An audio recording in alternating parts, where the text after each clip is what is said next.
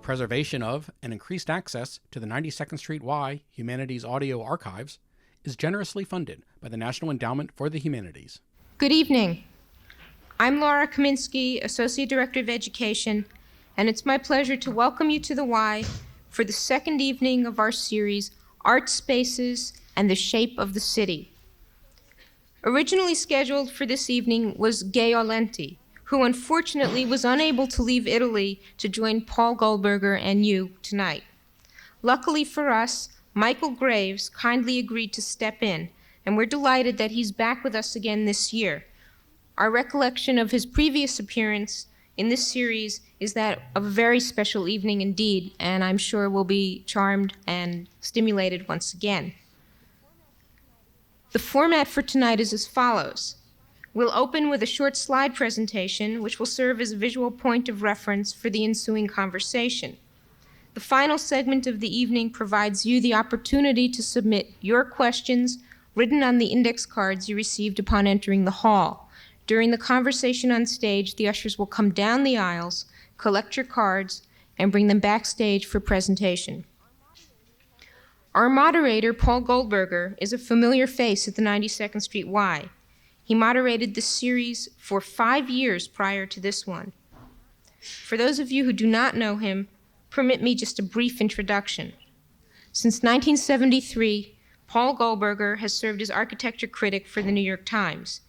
He has also contributed to numerous other publications, including Art in America, the New York Review of Books, and Architectural Record.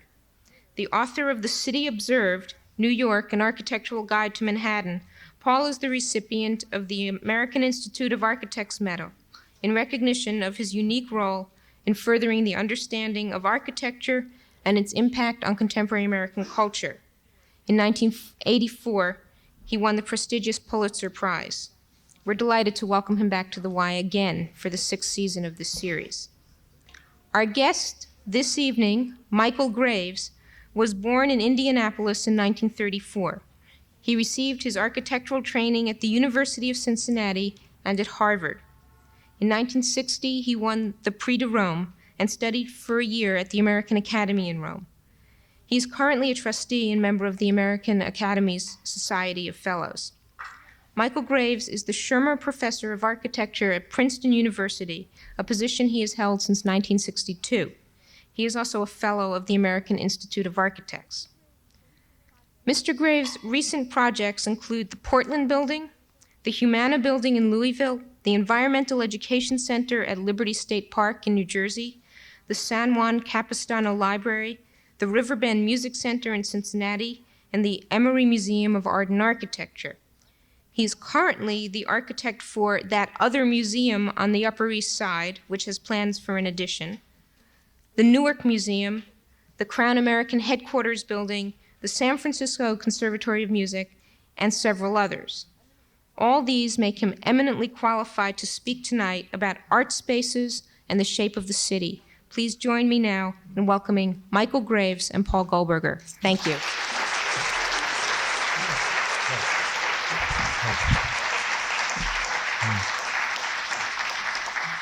Thank you very much, Laura, and thanks to all of you for being here. I just want to begin with a further word of welcome to Michael Graves and a word of special thanks for hopping on the Concorde from Princeton and filling in for us when Gay Olenti proved unable to be here. I said to someone last week that this is rather like having Baryshnikov cancel and filling in with Nureyev. So we're especially grateful that someone who generally gets very top billing is able, in this case, to fill in. With that, let me turn the podium over to Michael Graves, and as usual, we'll begin with a brief review of a number of slide images that Michael has chosen, and then we'll begin our conversation. I do a very bad imitation of Guy Olenti, but I understand she does a very bad imitation of me. And I take it that's why she's not here tonight, because Paul wrote about it last April, and she decided she couldn't come, but then Paul's written about me too. But you're here. More about that later. Okay. Do I do this? You take the lights down and I press the buttons. Okay.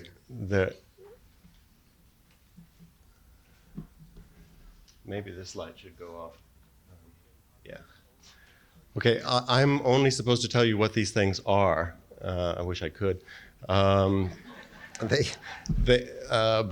a few of them are museums. Others are things that we're working on presently. And I just thought, for those of you who are not familiar with the work, that might serve as a way of showing you some range of the involvement in the office. This is a renovation finished about 1.5 years, 2 years ago at Emory University in Atlanta for a new Museum of Art and Archaeology. This is the permanent collection in the main exhibition space with these fellows here stretched out, as you see them, with bases ragged by my office, and then a floor of Ramses II on the ground plane to enliven a more prosaic floor than we would have otherwise. Okay. This is a little museum in Youngstown, Ohio, for labor and industry. It has a rather demure face here, which faces a church called St. Columba. On the back side, it's in one way or another attempting to represent but not imitate some of the steel mills and the mills of the 19th century in this country, as this is what this little building exhibits. This is a project of, I suppose, the longest duration in my office, 19 years. Architecture is not immediate, but this is, as we're finding out here in town, this is the Newark Museum here. 2 years ago, the Newark Museum was given by the city of Newark, the YWCA building here. This is the Ballantyne House of the Beer family, wonderful Victorian house, and then an office building that was built in the 20s there, the garden of the Newark Museum. We were asked to string all of these buildings together and make out of them one institution with a new entry over here for the children and an entry back here in the garden for people who park in a dreadful parking lot in the back. Very few people, as you know, these days come in the front door. This is the side entry, which is over here, still not finished, a construction picture, which will be ready soon. Inside the garden entry, this is the drawing of the garden entry, and it actually looks like that, except for the wisteria, which the garden club hasn't planted yet. But inside those doors, which are there, one finds a place to pay your bill and walk on in and see the Gorky murals from the Newark airport. This is an old friend of Paul Goldberger's.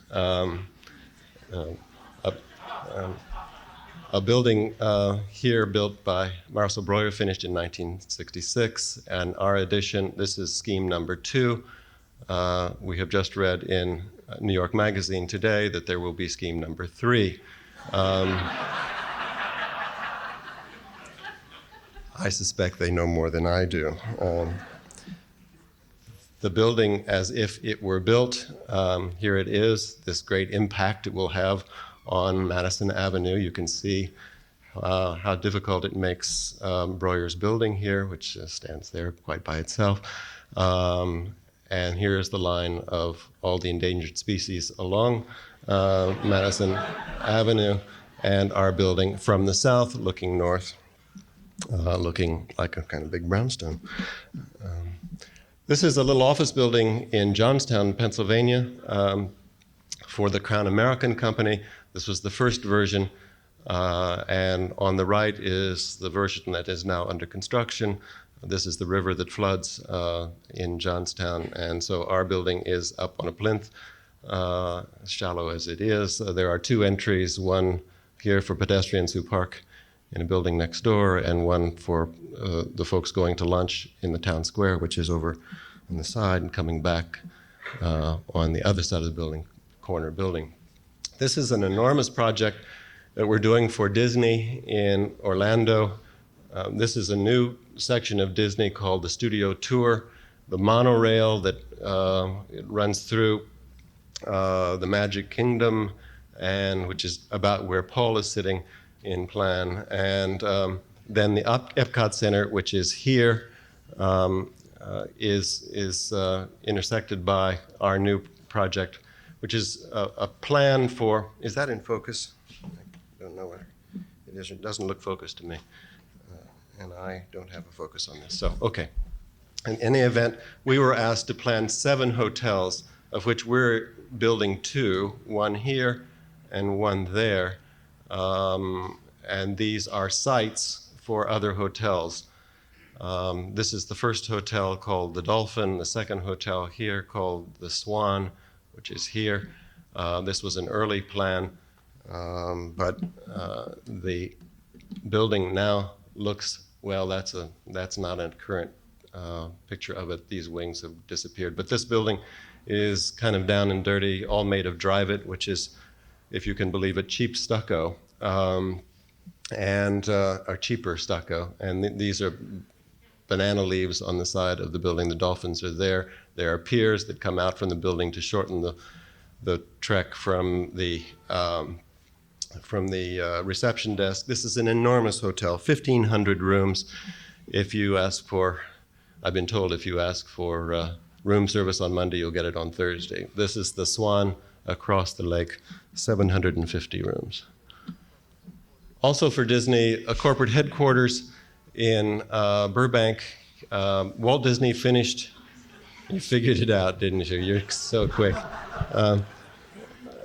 Walt Disney finished the studios in 1944.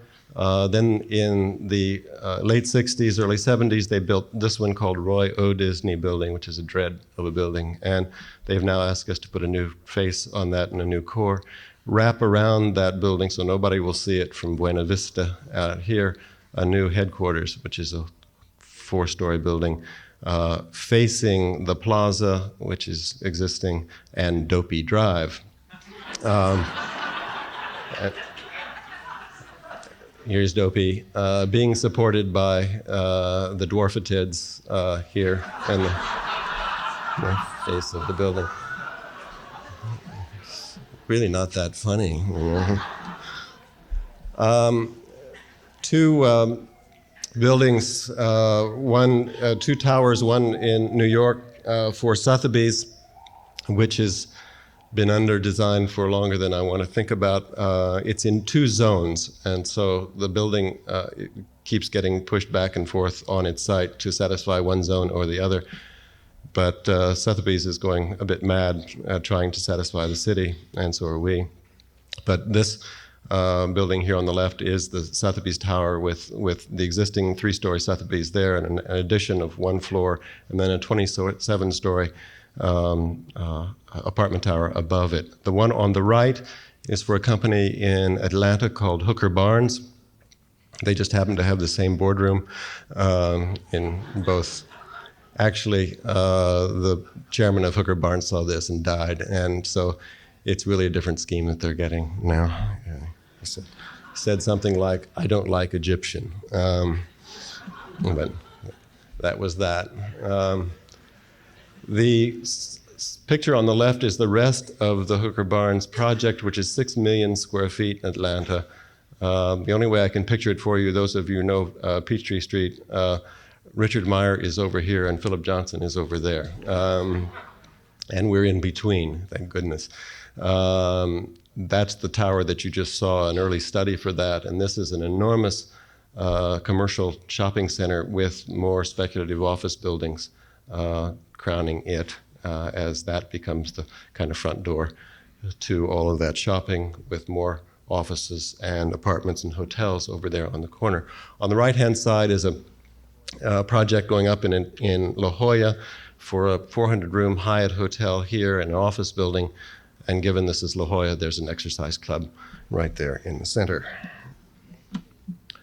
A small building for the arts and sciences at the University of Virginia, between the lawn on one side and the Navy building on the other. Those of you who know UVA, the end of the lawn is here with New Cabell Hall by Stanford White, and then there's a kind of parking lot, and this becomes not much more than a bridge connecting the two sides of the campus.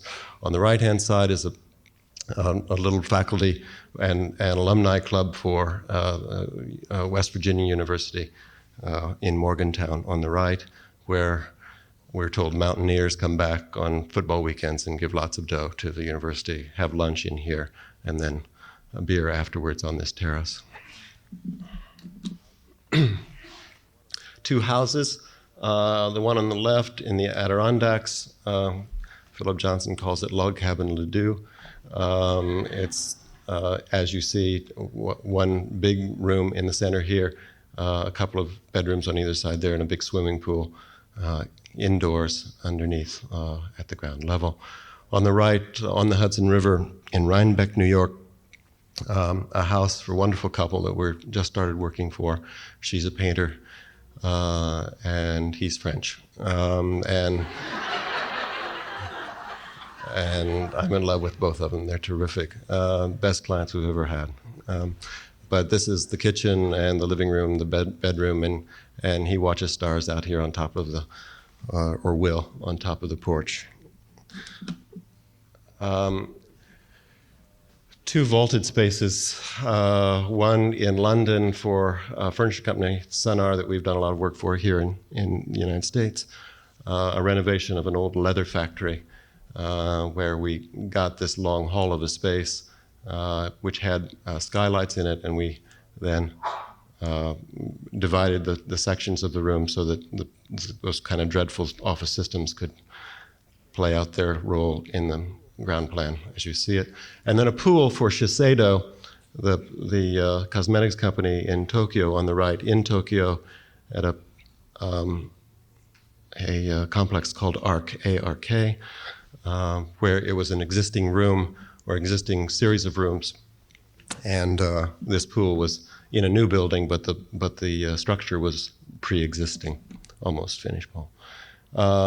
Last two pictures, a new winery that Paul wrote about a couple of weekends ago. I tried to get to New York to destroy all of the issues of the Times before you could buy them on Sunday, but only was able to destroy a few. This is the front door, Paul, of the winery from Route 29, which was required by the program. And this was the vintner's house up on the hill, not visible from the highway, also required by the program. The side door, Paul, over here where the grapes come in, is what you thought was the front door. This side, what you could have talked about was the column that is in the wrong place, it seems, but that separates tasting over here from manufacturing over on that side, which gives you a kind of clue to where the grapes come in, which is over here. Paul thought this was the front door, and there are three doors here, one here where they pull a truck in, one here where they pull a truck in, and another requirement of the program, which is where they pull its semi in underneath this guy in case they don't get it all unloaded during the day. A simple phone call might have checked out the facts. However, having read what you said, I did think about it for a while and thought maybe these columns were a bit monumental for grapes. But I didn't think it was trivial. That's what all of this is about. Okay.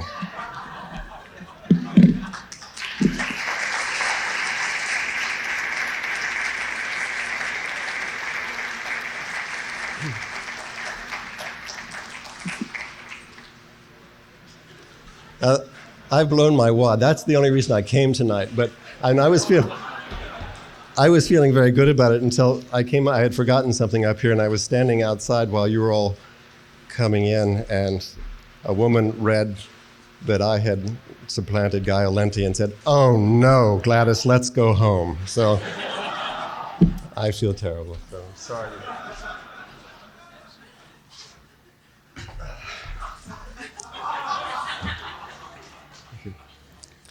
This is not wine from the winery, is it? Okay. I didn't think I actually thought it was the front door. I just said, isn't it I knew you strange didn't that see, the but I thought grapes... you read. What? Isn't it, I just think I said, isn't it strange that the grapes are given more grandiose and monumental treatment than the people? That's all. a big mother column there on the front door. I mean, come on. But it's on the side. It is. It doesn't face the road. No, that's the side road. Where you're confused, you see, you got all involved with the Sterling Vineyards. Those of you who've been to the Napa Valley in Calistoga, our vineyard stands here, and the Sterling Vineyard is there. Highway 29, which is Right. the road. This Right. is a little alley on the side that connects the two wineries. But that's not the main road. But it's some distance from Highway 29. I know. It's closer to the side road, which is the way... The side road. You said it. You said it. You said it. I did Side say road. side road, but in Side fact, the road, side only automobile access I know is from the side road. I mean, it ends with a house, so it can't be very important. Okay. All right. I happen to think, as things go, it's a rather wonderful building, despite what's wrong with it. Well, I love the part about controversy at the beginning. There's no reason that, given the Whitney and the Portland Building and other projects, that this shouldn't be controversial as well. I didn't know it was controversial. I knew the client and what he had done before we got there was a bit controversial, but I didn't know this building was controversial. But we did get a call on Monday morning canceling a contract, so I just, Did you really? Absolutely. I think that none of us realize, and I don't say this anyway to make you feel guilty, and clearly, if I had done something for them that they didn't like and they couldn't live with it, or I couldn't have lived with their comments or whatever, it wouldn't have been a very long-lived association anyway. But they did say that we're fundraising for this new museum, and this is not in New York. Somewhere in the Midwest, and they said the last thing we need is controversy, so we're going to go with a friend of yours, actually, and who is not as controversial. And it's wild. I didn't know I had any non-controversial friends. Oh yeah. I should dare to think that any client whose commitment is that shallow I agree. and flimsy Get out. to Right. pay any attention to the vagaries of the press could not be the client you dream of anyway, could it? Nah, wasn't worth it. So we were saving you a great deal of heartache down the road. I'm sure. It seems to me. I'm sure. Making it easier. Absolutely. And Michael, you're not really paying proper attention to all the clients who, after positive reviews, have called up and offered commissions in the first place. Have there been? Well, they just don't tell you that's why, because they don't want it to be known that It's good for business. that's their only source of knowledge, really. Right. That's all. Okay. I mean, we all know that Michael Eisner at Disney had never heard of you till you were written about in the New York Times. That was right? a great story. I was at an opening, or I was at a premiere at the Lincoln Center for the State Theater dance, and I came out at intermission, and lo and behold, there was Philip Johnson, and so Philip and I were talking, and Michael Eisner, who had never met either of us. Michael Eisner was then 2 years ago the new chairman of Disney, as he'd been on board about 2.5 years at that point.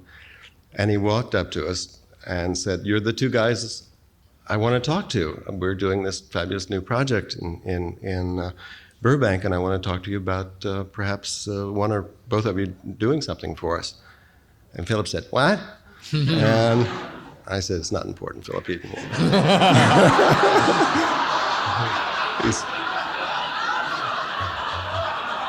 He said, "I can't hear." I said, "I think you want something. I don't know what it is."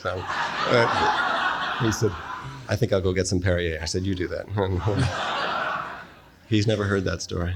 Cannot imagine why either. No, didn't need the job. So Michael Eisner thought he was meeting Philip Well, Johnson, he's and very then you. rude. I I said, think he was rude, wasn't he? Off he went. he did not assume that you were Philip Johnson at that point. No, He no, knew you were. no. Okay. Gray, but not that gray. Okay, good. Since the New York Times invents controversy, and there's none but for the New York Times, as you've made clear, let's talk a little bit about the museum around the corner, since you alluded to it yourself. A couple of years ago when you were here, we certainly went over the basics of that scheme. since then, I guess it's been presented to the Landmarks Commission and is under consideration with no official response. That's Is that right. correct? Yeah, it's absolutely right. We presented it last June, I think. Is that right, Jennifer? May, June. And then Landmarks went on vacation, and most of them were replaced. Right. And now the kind of 3/4 of a new Landmarks Commission. Then I don't know whether you all know how it works, but then we went back to answer questions. You don't make another presentation to them. A member of the staff then presents it to the commissioners, and the commissioners then discuss it. They will discuss it probably again and again before they make a determination. I would imagine there may be one or two more, I'm guessing, discussions before they make a determination. I gather some of the issue at the commission has centered around not on the specifics of your design, but on the validity of saving the old brownstones that are now on the site. Are they expected to make a determination in principle that the brownstones are or are not worth saving before they discuss the specific merits of your design? Well, it's a curious thing, and you can understand how the ambiguities of the commission and their determinations actually occur, because by law they are asked, I think I'm right, they are asked to make a determination, one, on the value of the brownstones. Right. Two, they require that there be something appropriate, Right. and that's the key phrase, appropriate to fill the void if, in fact, in this case, the brownstones disappear. But they are really supposed to consider them linearly. Mm-hmm. But it's very hard for any of us to, Right. they've seen the scheme, they have to see the scheme, they know that Whitney is not simply going to tear them down and put a parking lot there or put an office building there. They want to know what it is that they're going to put there. They also want to be sure that the character of the thing that replaces, in this case, those brownstones, is appropriate to that street and that institution and Breuer's building and so on. But they should consider those things, I think, by the statutes linearly. And I think it's awfully hard for them to do that, and I'm sympathetic to that. I mean, if I sat in their seats, I would think the same way. Well, show us what's going to replace it, and then we'll tell you how valuable the brownstones are. Well, Right. they don't do that. There are people on the Landmarks Commission who feel very strongly about preserving what we have, no matter what its character. And then there are other people that look at the value of a certain kind of building that stands on a site that is in jeopardy and makes it a judgment, aesthetic, economic, whatever. So what you're saying is, I mean, there were those who will take what one might call an absolutist position and those who take more of a relativist Yes, position. you want to know who? Yes. I'm sure you do. Yes. They really are faced with a paradox, are they not? In that they are faced, if they permit the brownstones to be demolished, with the paradox of determining appropriateness to a building, Breuer's building, that is in and of itself inherently inappropriate to the rest of the neighborhood. But as the one thing that I learned... In a sort of metaphysical way, there's a contradiction No, there. you and I would agree there, certainly. What I learned in the last presentation, which was staff to the commission with us simply in the sidelines, was that, even though Breuer's building you may think is inappropriate for the street because of its strength or its brutish kind of quality, built when it was and so on, it is, therefore it will be. Right. It is a part of the eclectic character of Madison Avenue, and we would all agree to that value of the street because there is one of everything there, which gives it part of its charm. But even to the point, which was the surprise for me, that the concrete wall, which I had always seen as temporary until the new addition, which Breuer knew would come at some point, that concrete wall was there, as he said, to keep out the rather, this is a paraphrase of something that he said at the time, that if he were alive today, he wouldn't say again, I'm sure. But that the context was somewhat mediocre, therefore he wanted to make his object stand apart from it. I think that's fair. But the concrete wall, I had always seen as a temporary element until the next piece came along, be it his or somebody else's.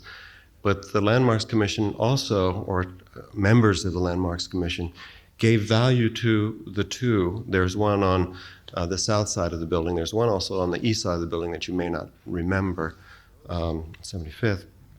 That those are there, therefore they shall be. And that those concrete walls perhaps should stay as well, as a documentation of that kind of late 60s stance in the street. Well, the irony in all of this is that they have become they are aesthetically a statement of anti-contextualism that have now come to take contextual meaning over time, or been given to contextual meaning, not by those who... I think that's a reach, right.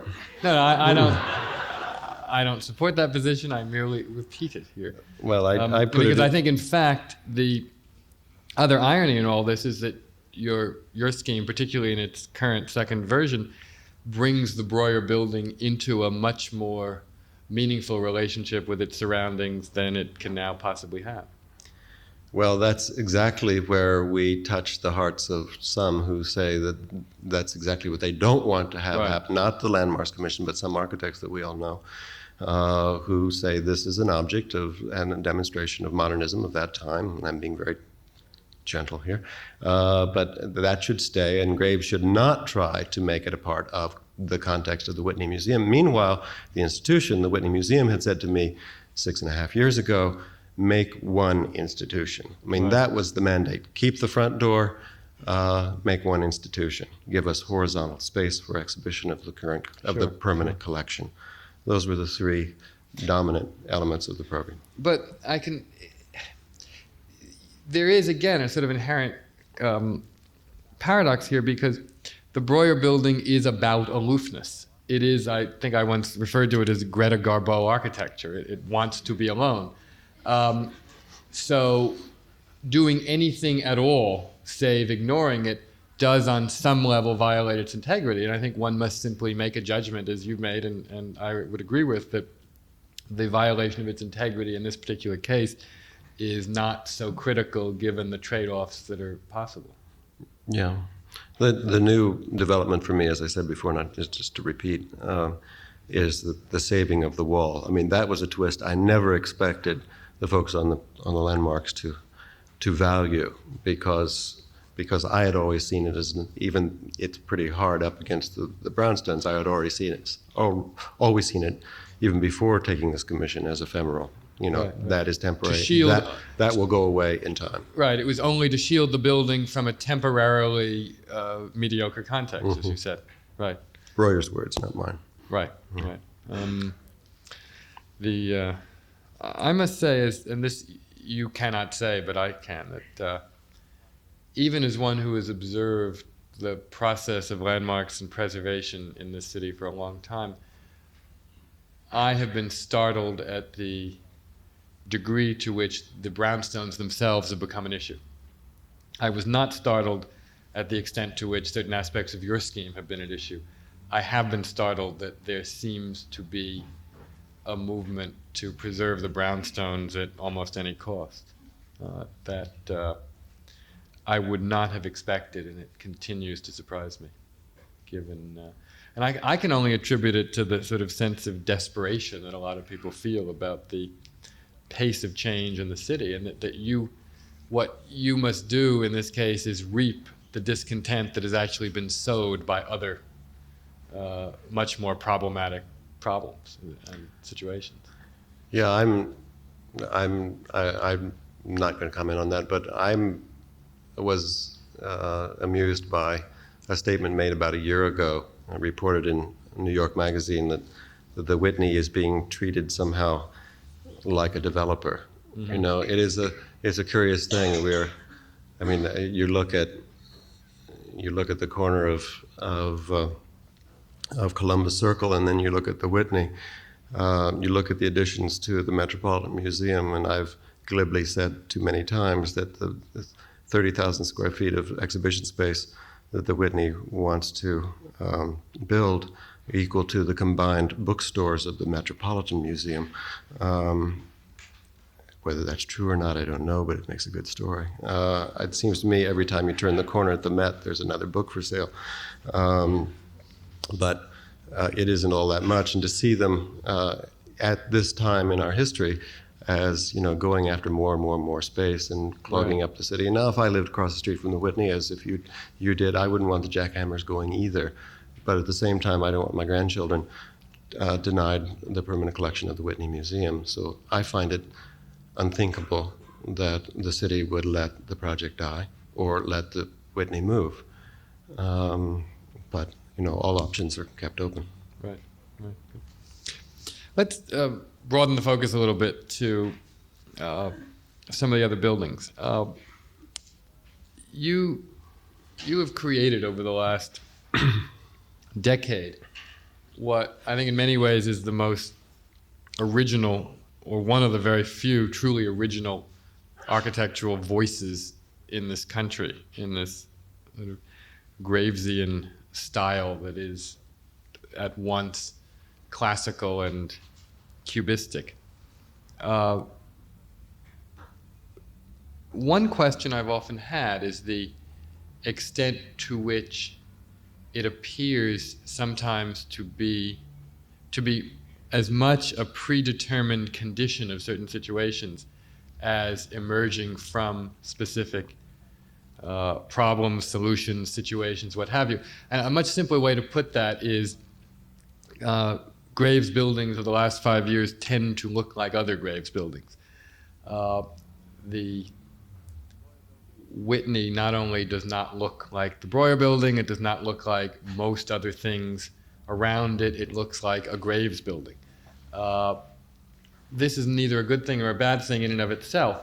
I just wonder if we could talk a little bit about the extent to which your style responds to external conditions versus the extent to which it's driven by your own internal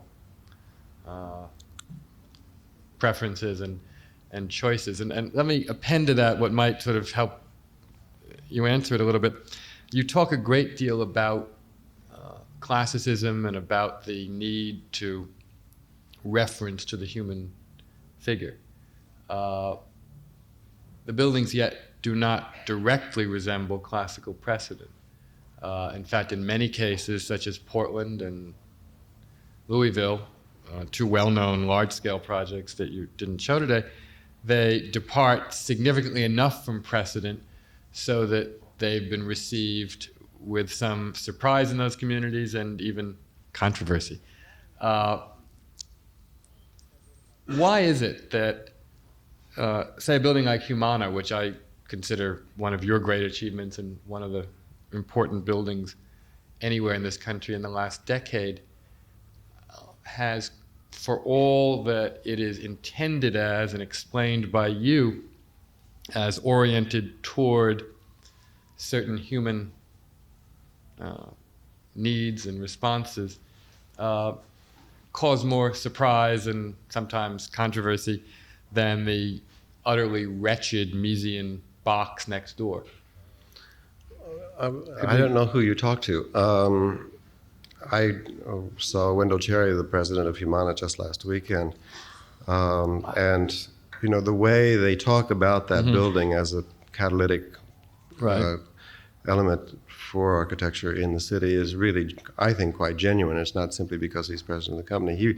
I think he made the statement last weekend that it had raised the ante for any other building in the I'm sure city. that's so. Yeah. There are some really wretched buildings by some New York architects there, not just the BFB next door, but there are other ones we won't talk about. But they're just steel and glass boxes, and so what? I don't think it's. I mean, the one building that isn't controversial in all the ones I've done is Humana. But I would say this in regard to some of the things you said.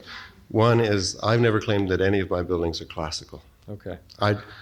Classical means something to me. Right. It is a language. It's a known language, and so I don't use that term loosely. And I would say that the buildings tend to be figural, and certainly they don't resemble us or a tree or anything else, but they are not abstractions to the extent that some of the boxes that surround the Humana Building might be thought of. Now, you wrote about the Johnson's Wax Building last weekend, and for instance, the people in Johnstown came to me because they said, we want you to do for us what Frank Lloyd Wright did for the Johnson's Wax people. I could give you as much money, and you've got this little site, but our intentions are good, and they are. But finally, in both the Humana Building and in the Crown American Building in Johnstown, when you build the public spaces, you build the building, the public spaces, which in this case include, a great porch at the top of the building in the Humana for people to have lunch and to have dinners outside in the good weather, to build large public spaces and terraces for people, again, to take their breaks and so on. You try to do something for the people working in the building. There's a series of sunrooms on the south side of the building where people gather, again, at lunchtime in their breaks.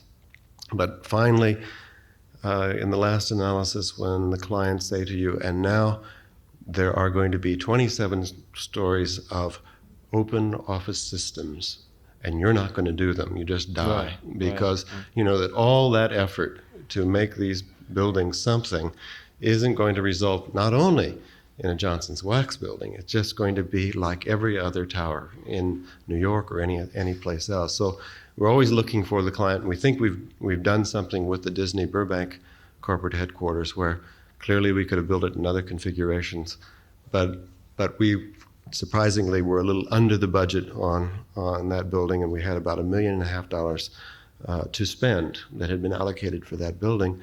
And Michael Eisner asked me whether I would rather have red granite or granite at the base of the building, or rather have French doors opening to all the loggia or terraces. And I didn't want the granite. I wanted something that where you and I might work day in and day out. And those of you who know Southern California, if you open those doors and hear the crackles and other kinds of noises and birds and so on, it's why you're there in the first place. But that's a marvelous thing to get to do. But that's a long way around answering your question. But that's really what one finally wants, to make something that is a better place to work, not only for the president and the chairman, but a better place to work for the likes of us. I've been to your office, and I know what a hovel that is. And it's surprising that you spend as much time there as you do. But would that I had a choice. Yeah, but I mean, that's what we're talking about. That's the level. And it's awful to think that every day of your life you go into a place like that. And my comments last Sunday about the Johnson Wax Building's ability to ennoble the workers were certainly written with the hope that the publisher of the New York Times might cast his eye on that very page. Hadn't made that connection, but you're right. But no, you could not be more right. And I think I can only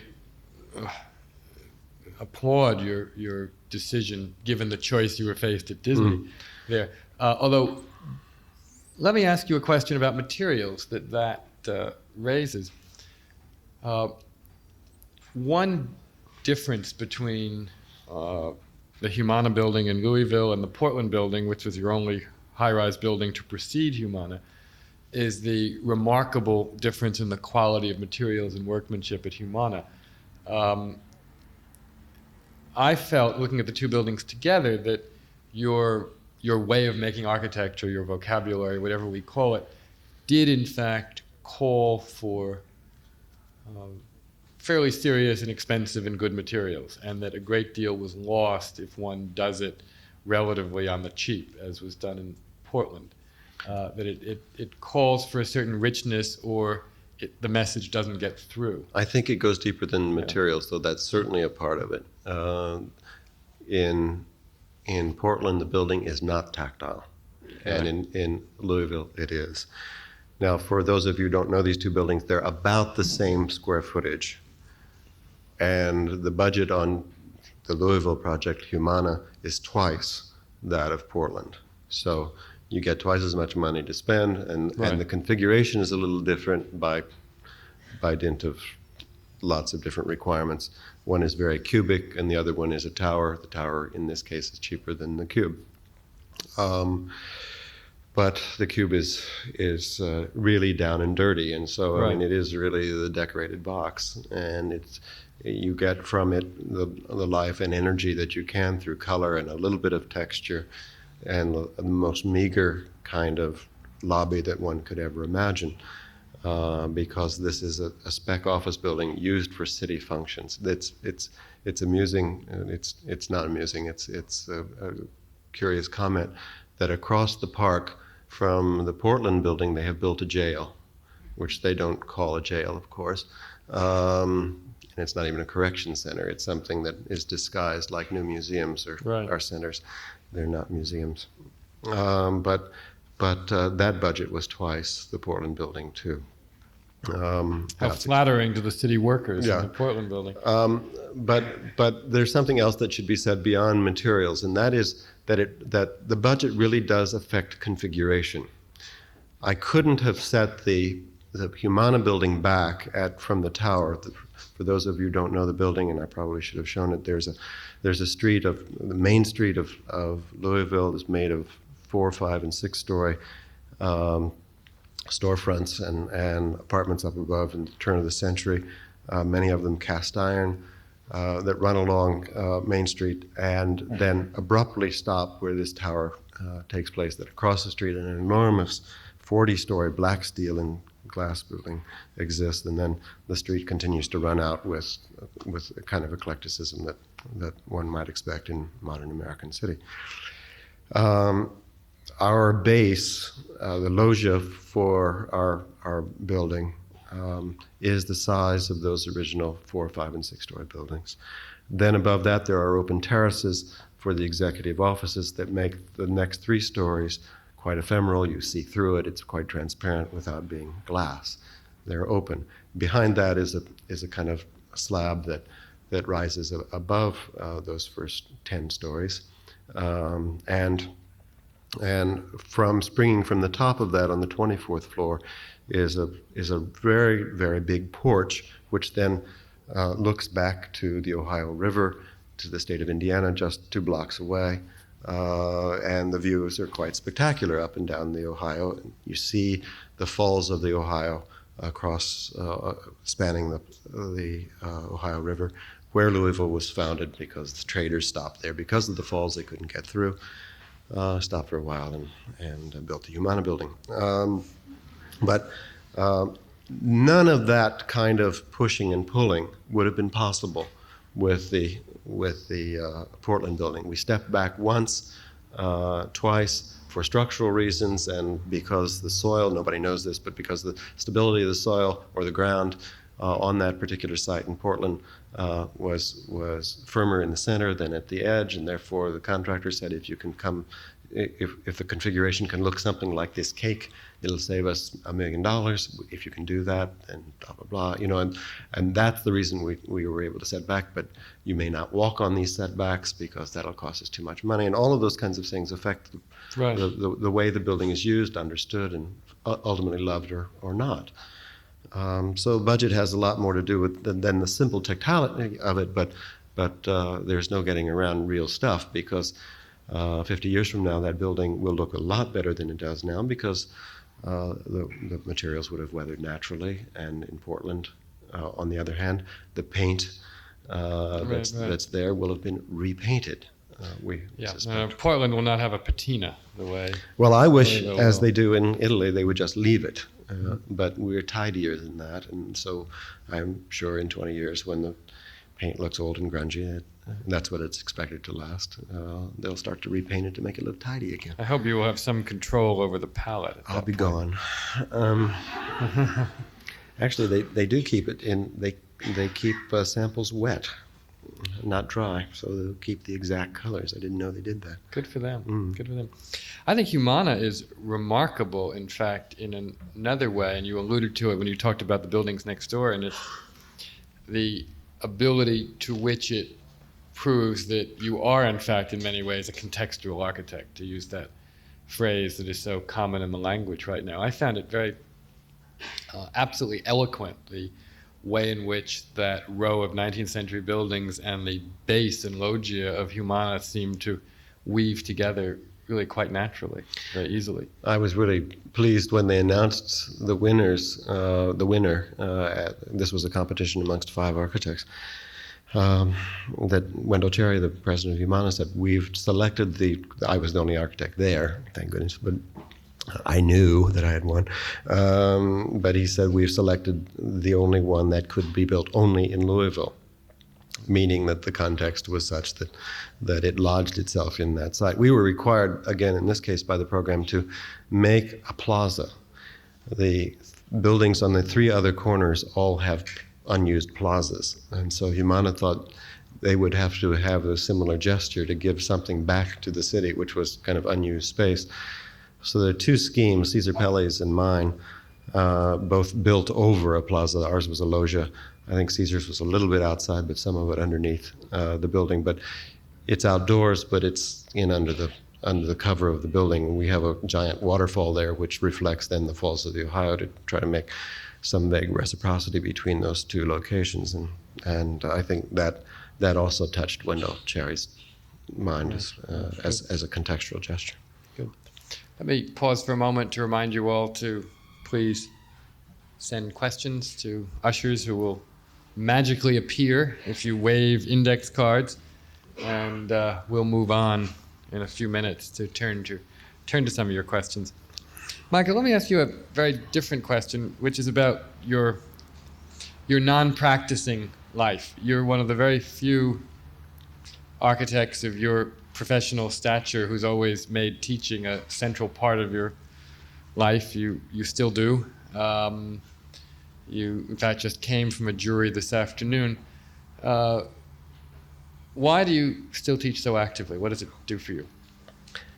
It isn't the money, I presume. So it's very expensive to teach. But it's only become expensive. I should be quick about saying that when you said that you want to talk about my non-practicing life, I thought you were going to talk about the first 20 years of my practice. As you all, or some of you know, and Paul knows, that for a long time I was called the Cubist Kitchen King, as I only built on the back porches of Victorian houses in Princeton, not by choice. So teaching was not only wonderful but necessary in those years. But I've done it now for 25, and I'll continue for lots of reasons, I think. I suppose the only analogy to other fields is something like a teaching hospital. I couldn't imagine not being a part of the university. Right. I couldn't imagine not sitting on that jury this afternoon with really bright people. Some of them, surprisingly, my own students from 10 years ago, 15 years ago, right, who come back after making wonderful things, and sit on juries, and you're so surprised and you're so proud of them because they're so smart. And you can just be quiet for the afternoon, but you learn something from all of that. But we all talk about critical architecture. What is critical architecture? What is architecture that sets one architect apart from the other? And it's not just right, in the superficial sense, the style. And we can talk about the genuine qualities of style, but in the superficial sense, that it isn't that. It is, in fact, I think that one is making buildings, and this gets back to another question you asked, which I didn't answer, about why do buildings look like they do? Why do they act like they do? Why might they, standing there on the street, ask the questions they do without the 2 of us there to ask them in the paper or in a talk like this? And that's the part of the comment, a part of the critical debate that a building has with its public, with those folks that are going to use it from then on, and standing in the cities that they do, or in the countryside. And it's that very quality that I think sets some architects apart from others. And obviously, I've always wanted to get in that group. I want to know what it is about buildings that finally demand of us something that, on one hand, takes our myths and rituals in our culture, not for granted, but understands it. On the other hand, in the form of the building, in the act of building, can ask the questions of that same culture. Right. And that's a neat trick. And sometimes you do it and sometimes you don't do it. But it is in the university that those kinds of questions, the text of a building, what the student says he or she wants to do with a given building, and in fact, what they have done in terms of the kind of material that the students have produced for us this afternoon at Princeton. And generally juries, those of your reviews, as they were called then from 1968 on,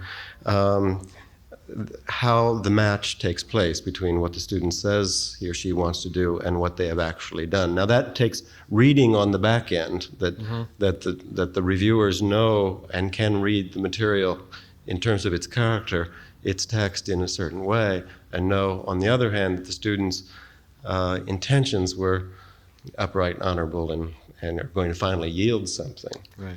Oftentimes where the student fails is not imagining a life for his or her building.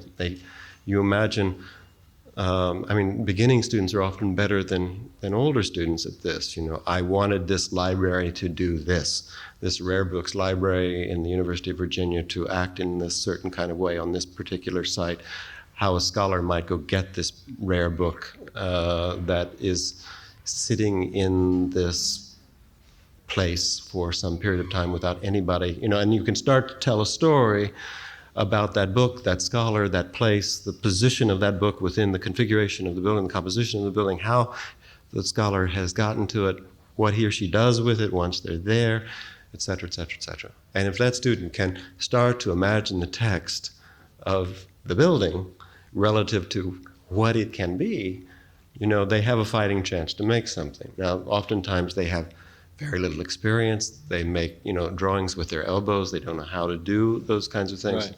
And all of that is understandable because their literacy isn't very broad yet. But if they don't have the first part, the mind to imagine what it can be, then you end up with the kind of styling of a thing and nothing to back it up. And we see a lot of that today. Obviously, that's what you and Giovannini usually talk about when you talk about postmodernism, you talk about styling. And that's the discouraging part for all of us sitting out there reading every Sunday. Here it goes again, huh? If you talk about urbanism, if you talk about the way you talk about postmodernism would make Charles Jenks roll over in his grave and say that's the worst thing one could have ever imagined. But if one were to talk about urbanism, and one were to talk about modernism and the Saint-Dié plan of Le Corbusier or the Voisin plan of Le Corbusier, and see it against what the Landmarks Commission is trying to do for and with and about a place like Madison Avenue, and think about that time and this time, there's no argument. Right. We're all on the same side then. Sure. How we go about doing it is worth discussion. And, we would all join you when you say, or Giovannini, when, you say that this time means pasting a pediment on a standard office building. We agree with you. I agree with you. But that's not what is going on today, no matter what we call it. And I think the term is awful, and you think it's awful. But nevertheless, I think you got to get under the skin of it a little bit more in the discussion. So the layman reading the paper knows that it isn't about pediments and keystones and all that bullshit, that there's really something going on today that's really quite healthy in the university, especially in the university, because those are the kids that are going to be making the buildings in another 20 years, because it's a very slow process. How different are students now from 5 years ago? Well, we read that they're much more conservative. Right. I don't read it that way at all. I do read that the chances they take are more literate than they would have, at least where I teach. And I do get out a lot, but still I read it as they know more of what they can do within a language that is pretty broad. And I do think that where it might be misread as taking chances as against not taking chances is that some places, and I think Princeton falls in this first category of places certainly that where students are trying to learn or relearn, they're not looking back to the past. They certainly know history, they know theory, and they didn't in my day, or we didn't in my day. But and that's all for the better. But they're not looking at history to paste it on. They're looking at history the way medicine would look at history as president, or law would look at history as president, to understand their culture of architecture, or our culture of architecture, which is marvelous. But I do think they're trying to understand a broad set of I hesitate to use the term rules because it will be misunderstood, but like any language has rules, so does architecture, as against those who would see architecture being swept clean again by a new modern movement, which one might call slashing, one might call Malibu modern, one might call something else, crypto-Tatlin, I don't know, but that is styling in a way which has its set of rules too. But we do live in a time where a lot of things do go, and I think we'll all be interested in Shumi's park in Paris, which will be a very good example of modernism, and certainly one that tells a very interesting story. I'll be very bored by the same kind of superficial paste on modernism as I will be with the paste on postmodernism. Sure. When we see enough of that built. So we've got to be very careful about the terms and throwing around. I rather use, abstraction versus figurization, but it's too cumbersome, so we don't, and nobody understands. So. Yeah, I've used romantic modernism a great deal, which I think is at least somewhat more meaningful than post, which is a kind of empty phrase. Well, I don't use modernism because modernism really tried to invert the codes of humanism and invert the codes of architecture, which were, 4,000 or 5,000 years old. And I mean, Walter Gropius really wanted to turn it on its head and make a new language. And I don't, and a lot of other folks don't want to do that. That doesn't mean that we want to peel back architecture 80 years. And be Alan Greenberg either, right? Or be Alan Greenberg. Sure. No, Okay. Let's get back a little bit to museums. Ask you one question before we get into the audience's questions about interiors, which we haven't talked about. Presumably you've done some studies for the Whitney interiors, although no final designs have been shown. Not long ago, I was in Atlanta and went to Emory, which you showed at the beginning, which is a very, very beautiful set of rooms. They're also, however, quite. Your presence is very much felt. Let me put it that way. I was about to say assertive, but that seemed too loaded. So I will merely say your presence is very much felt, and they are not rooms that would be. They are rooms that seem to work for many of the things that are now in them. They are hardly rooms that could work for any kind of art. True. They were not commissioned as such, right? Paul, permanent collection. Right. That's what you see is what you get. Right. Okay. That collection is probably not going to change in our lifetime. Okay. That's key to this discussion. Absolutely. Okay. No. I but you're said so knowing it. Okay. But I want to ask you about the degree to which an architect's presence should or should not be felt, or the extent to which it should be felt, and the circumstances in which it ranges in intensity of presence in different museum situations. Okay, I mean, there are lots of ways to put that question, and many of you ask the same. Those of you who are architects who do this kind of work have asked it of yourselves. When the museum directors of the East, I guess they have some convention, met in Atlanta not too long ago, I got a call from Carter Brown in Washington, who was ecstatic and said, if you do for the Whitney what you've done for Emory, none of us have anything to worry about. And that was really very nice after reading a lot of other things. That is a permanent collection on the ground floor of Emory. Upstairs, however, if you did go upstairs, Yes, and I went all the way through it. The galleries, the stair itself is quite wonderful too. and the stairs has no art in it. Yeah, You can right, look back right, at the top of those sarcophagi, but you can't, there are no paintings in that stair. But once you get upstairs, the rooms are more neutral, and that's really the key to your question. How neutral should a room be? How white should it be? How much go away should it be to let modern art exist on its own terms? I think we're long since past the point where we can look at an all-white interior, also in Atlanta, strangely enough, and think of it as neutral. If you can walk into the High Museum and think that that's a neutral setting. Well, those are, of course, very unneutral spatially, even though they may be But white. lots of folks have been trained to think, through reading newspapers, that those are neutral spaces. Right, right. And they are not. They're very strident.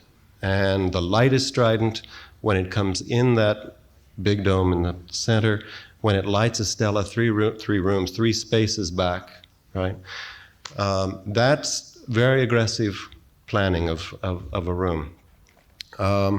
You, of course, know the Staatsgalerie in Stuttgart. Those are pretty neutral rooms, but you know that Jim's been there. You know there's somebody home. The lighting is done in such a way that it works brilliantly, I think, with paintings, though I wouldn't say that for the Clure in London. But nevertheless, I think that there is no doubt that the way a floor meets a wall, the way a baseboard meets the wall, the way the wall is textured or not, the way it's colored relative to the work, the way one might make one room for Hopper as against another room for Stella are, I think, quite different. How much I'll get to do of that in the Whitney, I don't know, but I look forward to a time when we get to the point that I'm making more than just the configuration in plan, and we talk about these questions with Tom Armstrong and Jennifer Russell and the curators. And the one thing that I've asked the Whitney to do is to get somebody, some trustee, to afford a model room. And a model room that's built out in New Jersey or someplace where the light's good. And you can build this shack of a room on the outside and walk into a place where you can test a floor and test a wall and test the lighting and can change it tomorrow and see what new color or new texture for the walls might be and change the scale of the pictures as well. Remember that in the Whitney, we are planning the permanent collection, not changing galleries. The really superb rooms of Breuer's building will continue to work, I think, as they do now, for the changing shows, the Kunsthalle that goes on in the Whitney today. And we're asked to make the permanent collection. So our rooms, like Emory, probably not as aggressive as Emory because the material is different, and it's painting and sculpture and not a Greek vase. It's a very different kind of thing that we're working with. No vitrines really. I doubt there'll be any. But we'll know when we do a room for Calder or that what the pictures are. What the sequence should be relative to what the curators think it ought to be. I mean, they've been with that material all their lives. And you will design around them. I should think we would, yeah. No, you're absolutely right in exploding the myth of neutrality of certain spaces like the High, which is really as assertive in its way as anything in our time. Oh, that was a museum, right? I haven't seen the Damanil collection yet. I've seen lots of pictures, and as most of you all have seen lots of pictures of Renzo Piano's building. And I mean, the one question I have, and it's not a negative one at all, I want to know what the effect of that light is in the room. It must be very cleansed, that kind of light that must come in to that interior. I thought that those blades in Houston moved, but evidently they don't. No, everyone thinks so, and they don't. How nice that would be to run with the sun, as depending on the day, especially in that city. Yeah. I suspect that part of the model for those rooms, those spaces, Kahn's Museum in Fort Worth, I don't know, because of its configuration. It is, of the although it's almost, well, we'll be talking about it next week because Renzo really? Piano, in fact, will be here Oh, good. next Monday. It rather beautifully merges aspects of the Kimball with almost a kind of 1950s beach house aesthetic. It's really in quite a remarkable and subtle way. It's a very, it's a much more impressive building in reality than it is in photographs. I had not expected to like it as much as I did. Let me, before turning to your questions, offer two public service announcements in the line of last week's. There are 3 available tickets for next week if there are people who want to come to the sold-out conversation with Renzo Piano. Have you written about him lately? 2 are available from Barbara at 212-371-0202. That means you have to pay for them. Right. Call Barbara if you want them. And someone else who is anonymous will meet by the elevator after this session with 1 ticket for next week as well. This would be a great way, actually, to sort of meet new people, wouldn't it? I wonder what next week will appear. I'm sort of tall and dark and interested in whatever. 2 years ago, I got a proposal. I don't know whether you remember. It was marvelous. I do. There's actually a question about your shoes, but I'm not going to ask that. I shall instead ask, what would it take to build great civic buildings in New York today? It would probably take, I'm looking for that client too. Somebody with the wherewithal, obviously, and the interest in making what I would call a quarter, to not imitate Paris, but to make a neighborhood. And you don't do that today in Midtown. Can you imagine if you had the square footage of Columbus Circle in the Bowery, over on its side, not straight up, but over on its side, you could make Versailles look like a toy. I mean, it could be marvelous. And with the money left over, because you haven't paid the Midtown rents, you could have all the daycare and all the schools, and you could get the middle class to come back into the city because you could provide housing. All of that is possible with the right incentives, not to make the tallest building in the world, not to do that selling of the city over there on the Circle, which is not the developer's fault and not Safdie's fault. It's the city's fault. It's the city's fault. But in fact, to do it in the Bowery, to do it somewhere else that needs that injection.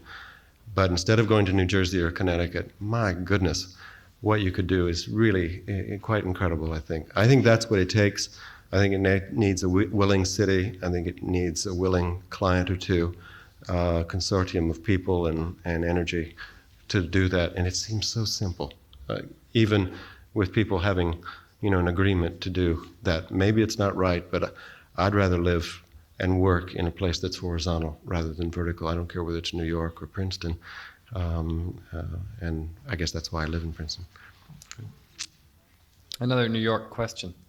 The Times Square zoning appears to be leading to some new technological breakthroughs in the use of materials such as new reflective glass, use of electronic graphics, and so forth. What influence can you see such developments having in your own future work? I think that's for next week. You've got an architect coming next week that deals in that sort of thing. I really don't. I have no idea how to answer that. You already have. I mean, well, true. I think reflective glass is about the worst thing ever known to man. Electronics, I think, are great to pay bills, and they're probably good for signs. But I think Charlie, who was here last week, has to put his sign inside his building or something. There seems to be some discussion about that at all. I don't know. I don't understand the laws. Okay. So it is something you have no interest in, that's what you're telling us. No. Okay. I experimented with technology 25 years ago on a roof in Fort Wayne, Indiana, and I haven't since. Okay? I thought Fort Wayne was the Mediterranean, and I was wrong. And recently, somebody else did that in Palm Beach, and is paying the bill. Has paid for it. Yeah. Are you tired, by the way, of answering questions about the transformation of your work over the years? No. Do you we haven't really talked about it because one takes it now almost as a given. As transformed. As transformed, exactly. But I mean, that the work you did in your early years of so little work was so very different. I was brought up in a time in school where I had one history course in 7 years of college. Saturday morning, I think, one term, senior year. Times have changed. But, and maybe it shows in my work that I had one history course. The curious thing is that we were brought up on a very heavy dose of Le Corbusier. I've used the analogy before that though we knew who Palladio was, we certainly didn't look at the 4 books. We looked at the 7 volumes of the Oeuvre Complète. We knew them page by page. They became our models. It was the one architect who had put his work together in a way that we as students certainly could use them. Our instructors were brought up on it. We were brought up on it.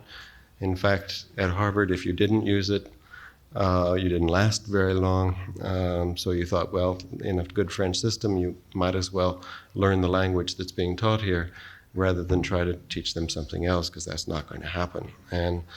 And so after graduation, then going to Rome for a couple of years, where I think I've said before my education really started, was, it's trite, but an awakening that I hadn't, not having been to Europe before, was, a heavy brick truck hitting me. But then coming back and meeting Colin Rowe, still that urge to make modern architecture, and in and around Colin as a teacher at that time, though not a formal one, Colin coming to Princeton oftentimes, our going up to Cornell and listening to him and reading Colin's articles. He hadn't published a book at that point. But Colin's interpretation of Le Corbusier in light of classicism and in light of Palladio gave it a kind of relevance for me, putting Rome and my training together in a way that I thought I could live with that. And it was really Colin's reading of how broad modern language could be. But at least in my hands, it wasn't broad enough. I mean, what happened to me, I think from Hanselmann to Benacerraf to the Rockefeller House, the Snyderman House, and those things simply became more complicated. They were Le Corbusier's language, but to express color and texture and the text of the building, the idea of a door was, in a way, antithetical to the language of space. Space was trying to break down the wall and the door and the window, and I was trying to put it back. And Lou Kahn once said to me, because I knew him for a short time, when I first started teaching in Princeton in 1962, as he was in and around Princeton a lot in those days, he said, Michael, I got such a late start in architecture. I didn't do a building until I was 50, and that was the Yale edition or Yale renovation of the art school, art museum. He said, because for 20 years, I tried to make my buildings thin, and my inside, his, didn't know until he got to Rome that he was a fat man. He wanted to make girthy walls. He wanted to make buildings that were quite other than modern. And it took him a while to work through that. And you see those first struggles, which are really quite marvelous. And I think that's one of his best buildings. But a similar kind of thing happened to me, where I was an architect who was also interested in painting and color and material. I wasn't getting to do it in terms of the kind of rules that I'd set up for myself. All I could do is make the things more complicated. And I had taken that for a while as making the language broader, and it wasn't. And so little by little, the struggle started to reduce the level of abstraction and increase the level of figurization in the building, to make the buildings more figurative so that, in fact, I could get into its language. Charles Moore, writing in an important article for me at least, an article called 5 on 5, when a book review was written on the Five Architects book, said, I read plans very well. I read buildings very well. This is Charles Moore speaking, and he does. And he said, Michael's language is too arcane for me. I can't get into it. I know something's going on there, but the abstractions, this is paraphrasing it, but the abstractions are keeping me from the language. A big flag went up for me. And another conversation I had with a friend, actually a student from Princeton, and we were talking about Wallace Stevens, as I was reading Wallace Stevens at that time, and I had commented that Wallace Stevens, in terms of what was not abstract, but what was ambiguous in literature, his literature, and what was figurative in his literature, were played out by him in some equity. He said, I have to be figurative enough, literal enough, let's change it, to get you into the story.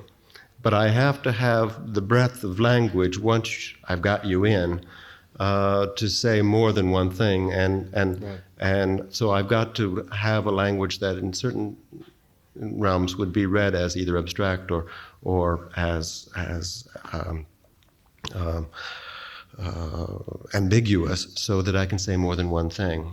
And, analogies are made to Shakespeare and to Proust and to others. To any art at all, really. So to any art at all. And when you say, I'm at one time abstract or a cubist and classical, one understands what you're saying, and it is a bit of that one is trying in the building, to get you into the language and then to be able to say several things, because we are many actors in the play, and I can't satisfy one kind of use in any building. No, I think that's actually quite eloquently stated. And it's interesting that the early work you did not only was arcane in and of itself, but attempts, and I think back again to the Five Architects book, to explain it in words only became all the more arcane, it seems, and only compounded the sense of distance one had from. It's true, but that was a good time, though, because the words hadn't been said before by all of us. And it was a time not only to redraw and to start to draw, and not just to design, but to draw. And we didn't really know what that meant. I think John Haydock knew more than any of us knew what that meant. But it was also a time, as bad as some of that writing was, and as highfalutin as it tried, and I luckily didn't write my piece, somebody else did. But it was also a time to get back the language, to try to explain what people were trying to do, which hadn't been explained before. I mean, how could, in lots of late modern work of the 60s, why bother? There was nothing to say. Sure, there was nothing to say, of course. So and the merely bringing architecture out of its muteness in a way was a great accomplishment of that period. But I think you've also touched on a fundamental problem, which one might also look at as the inability of that time to accept the validity of cultural convention, and the paradox or the dilemma of trying to ultimately create a series of almost Baroque variations on something that has simplicity and reductionism as its essence. Saarinen. Yeah. Right. So, let's move on before we adjourn to just a couple of there are a number of very strong questions here. One returns internally to your practice and asks if you could describe your method of producing a structure or design, I presume that means, within your office. How much of your work is solely you, and how much is done by your staff? That's a good question. We have now more work than we've ever had, and hope it continues.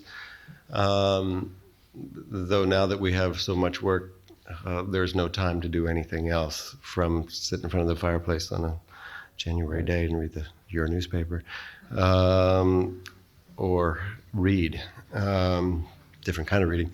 And so it's a time now to work, and work very hard, and we do a lot of that. The way the office works is that unlike other offices, I suppose, large commercial practices or even a lawyer's office, we're not broken into studios. We're broken into jobs. And something comes to the office and I get to make the partie, right, which is, for those of you who don't know, a partie is a kind of plan idea.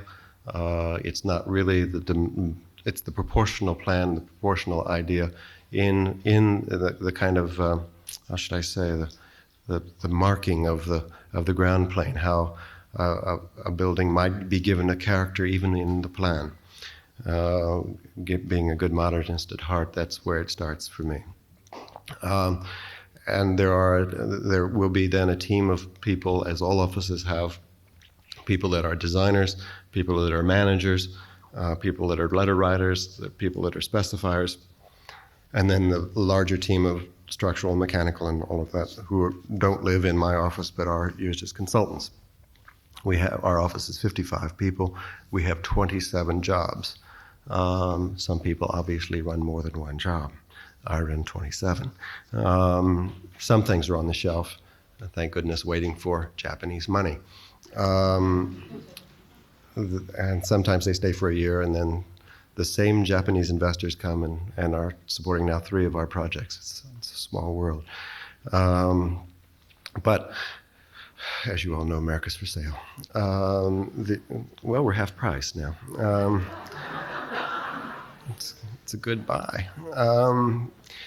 Anyway, then I work with the designers and the managers. The managers are dealing with codes and problems of that sort, and there's a lot of that in all of the projects we're doing. And in all the city projects, certainly, that we're doing, not this city, but all the city projects we're doing, which are very encumbered by laws and covenants. I then am the one that I suppose gives all of the buildings not only their plan character, as other people then tend to work out, not more than the nitty-gritty of the plan, but really tune it to the point where I think those people are really the best at what they do. But then I'm given the task, because I've developed the partie initially, and sometimes in concert with other people, obviously, as we have a conversation about it, but I finally have to draw the plan. Knowing what will develop in 3 dimensions and giving the 3-dimensional aspect of the building its character or its characteristics. And that's the text of the building in another way. And the plan ideas are different than the vertical surfaces. And certainly after a thing is built, the way you realize the plan configuration as against the character of this wood wall, as against a carpet or a floor or a ceiling, very different attitudes that we carry into a room or into a whole building. And so we get to talk about all of that, and then I draw it and so on. So much of the drawings are mine in that early stage, and then they get translated and tuned by me and others. And the whole thing is cyclical, and we just keep going back and back and back and forward and again. And then the clients also get their 2 cents worth, and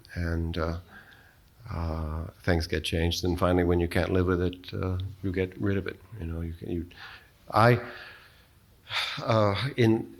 I'm to some extent discouraged by the Whitney. 6.5 years of that is too much. I never thought, nor did they think, 1, that it would go on that long, 2, that it would become so expensive for them to continue this exercise. Right. The city is very inefficient when it comes to this kind of process and the review of it. I suppose we are for trying too much and getting shot down, but they needed the space. But I don't let myself get down because of something like that. If I did, each successive scheme would be a second or a third scheme, and it would never be like the first or have that energy. So I have to see each of those moments of redesigning something as seeing it again. And even though certainly one can relate the first scheme of Whitney or the first scheme of Sotheby's or the Hooker Barnes scheme to the second, to the third, I have to see each of those as another chance, because I was jobless for so long. It's another chance to do something. And I get up on Monday morning and I say to myself, it's a new Whitney, there may not be a hinge today. So you'd make a building as if it were a law.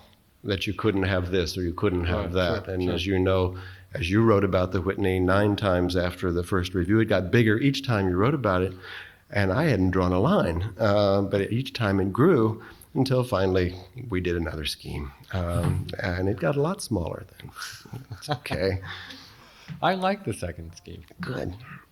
After all, the I'll reread that. second scheme for the British Art Center at Yale that got built is vastly better than the first one that didn't. Tonight, if you have an archive, I'd like for you to read the review of the second scheme. See how you like it. Oh, I think You're going to love the third and the fourth. All right, I can only, since we're close to our hour of adjournment, end with this question. What about the tea kettle? What about the Tweety Bird's tune, and how come I burned my fingers with the steam? I don't know. There are 250,000 people out there that haven't. Paying for my son's education. I've never burned my finger on the bird or the handle. We were given the task. There's that same company, Alessi, makes another tea kettle which sells very well, that has a handle that cantilevers out over the pot itself, and when the flame's too high, it burns the handle, and therefore they have to replace. They send handle replacements to people, and so they came to me and they said, "We want you to make a configuration of a tea kettle that will be the fastest boiling kettle known to man," which means it's a cone. You spread out as much at the base. Right. It doesn't take a genius to know that. So that was a kind of given. I said, "Oh, like a cone?" They said, "Exactly." And they said, "It can be a cone like this, or a cone like that, or a cone like that." I mean, there wasn't much design there. The other requirement was to get the handle off the flame, so we put it on top. That wasn't very hard. We made the handle. I said, "What can the handle be made of?" They said, "Plastic or plastic." And I said, "Plastic." So I said, "So I can color it?" And they said, "Yeah, and you can shape it." And I said, "Okay." And they said, "There's another problem with that other tea kettle, which is designed by Richard Sapper, which sells very well, and it plays Bach, I think." It hurts your hand too, isn't it? Rough. Well, on your hand, it's shaped like a coxcomb, and there are 2 blades that come down, and you pick it up. It looks comfortable, but like some modern chairs, we know it's not what it's cracked up to be. But it has another one that my mother had.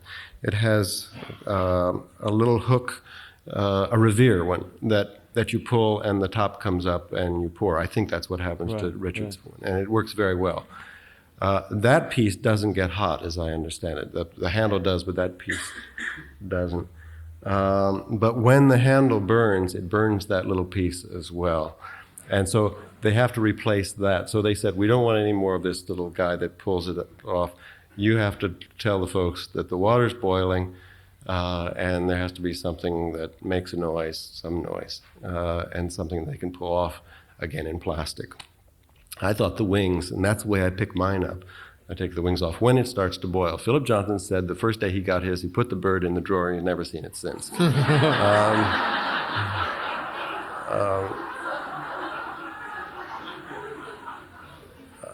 I've forgotten what her name is. One of those people that's on Dallas saw me on an airplane once, and she said, "I took my bird off the first day I got it, and I burnt my pot up because I was on the phone," as if it were my fault, you know.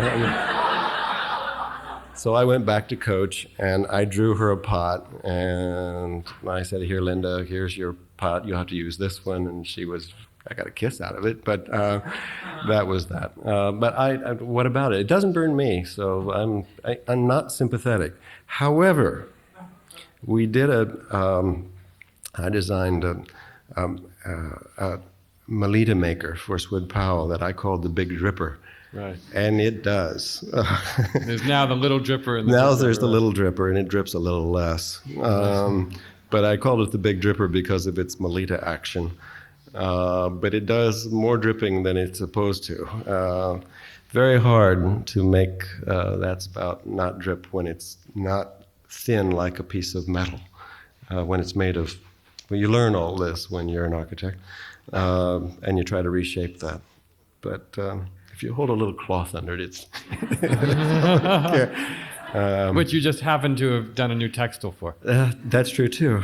Anyway, but that's been we're doing a lot of those designs now, and it's, I must say they're as hard or harder than buildings. We've just designed, since the associate director of the Whitney's in the audience, we've just designed an umbrella for the Whitney, which was harder, I think, than the Humana Building. It was so difficult because one faction in the Whitney wanted something zingy with some sort of feminine motif on it, like the Bloomingdale's bag, and the director, Tom Armstrong, wanted something elegant. And the elegant thing I elected to do, and it proved to be very hard. But I think we've done it now, so it'll make a great Christmas gift for all of you. And I don't get a royalty. No royalty? No royalty. But on the other hand, it may build the building if you sell enough. I somehow doubt it. Good, great. This has been wonderful, Michael. Thank you Thank very you. much for Thank you. being here. Thank you, Goldberger. Thanks for listening. For more information on the 92nd Street Y, New York, and all of our programs, please visit us at 92ny.org.